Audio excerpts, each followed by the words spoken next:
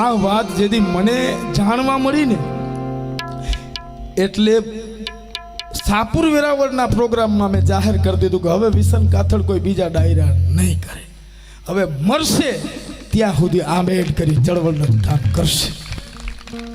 બાકી તો મને કોઈક હરામખોર કે મેં જો હું એટલું જાણીને જો હું મારા મહાપુરુષોના જીવનને સમર્પિત ન થાઉં તો હું હરામખોર કહેવાઉં. આજ તમે તમારી જાતને પૂછી લેજો આ કેવા છે.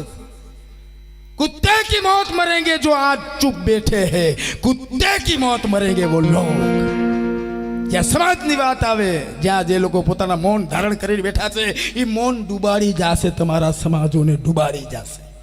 પણ હું મારી જાતને હરામખોર ક્યારેય નહીં કહેવાડી શકું. મારો દીકરો દીકરી બજારના ચોકમાં ઊભા છે તેથી મૂછને તાત દે છે કે રંગ છે વિષનના સંતાનો છે. એમ તમે જોજો કે તમારા સંતાન બજારના ચોકમાં ઊભા હોય ને એના બાપની વાત થતી હોય તો હેઠું ગાલીને ભાગી ન જાય, એટલું યાદ રાખજો.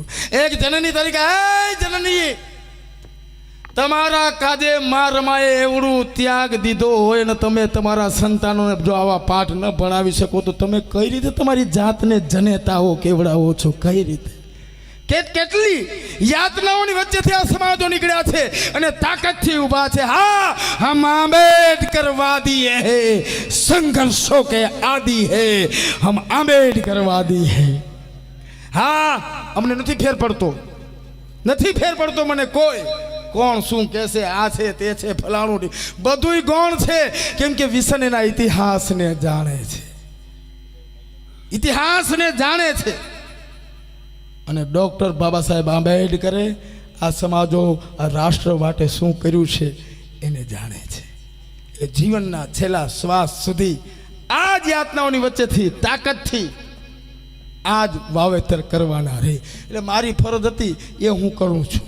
હવે તમે તમારું જોઈ લેજો ભાઈ. માતા માતા તો કે આતી હે, પિતા તો કે પિતા હે, એમ ના હાલે. એક છેલ્લો દાખલો આપી અને હું વિરામ લઈશ. એક જણાએ પોપટ પાડ્યો, પોપટને બધું શીખવાડ્યું. પોપટ બોલે ગુડ મોર્નિંગ, આવજો, બેસો, આ ફલાણું ઢીકડું બધું પોપટને કર્યો. ટાકલા જેવો પોપટને તૈયાર કર્યો ભાઈ. એમાં બરોબર બેસતું વરસ આવ્યું. સાંભળજો બેનો ખાસ, બેસતું વરસ આવ્યું એટલે ઓલા હેઠવે કીધું કે જો હું બધાને મળવા જાઉં છું, હું જઈશ એટલે મીંદડો આવશે એની નજીક જાતો નહીં. પોપટ કે ભલે. હેઠાણીએ કીધું કે હું બધાને મળી આવું, હું જઈને એટલે મીંદડો આવશે નજીક જાતો નહીં, તો કે ભલે. પછી યંગસ્ટર એ હોય ને, યંગસ્ટર યુવાનો, હું મારા ફ્રેન્ડ સર્કલને હેપી ન્યૂ યર કહીને આવું છું, તું મીંદડાની નજીક ન જતો, એવું બધી ભલામણ કરી કે નહીં જાઉં. એ બધા વયા ગયા ને મીંદડો આવ્યો. મીંદડો આવ્યો તો પોપટ કે આવો આવો, ગુડ મોર્નિંગ, કેમ છો, ક્યાં હતા? ઓલો મીંદડો મૂંઝાઈ ગયો, મારો આ વરત તો નહીં હોય મને, આની પેઢીઓને હું ખાઈ ગયો, આની પેઢીઓ હું ખાઈ ગયો, ઓડકાર નથી લીધો મેં, અને આ મને કહે કે આવજો. એ નજીક ગયા.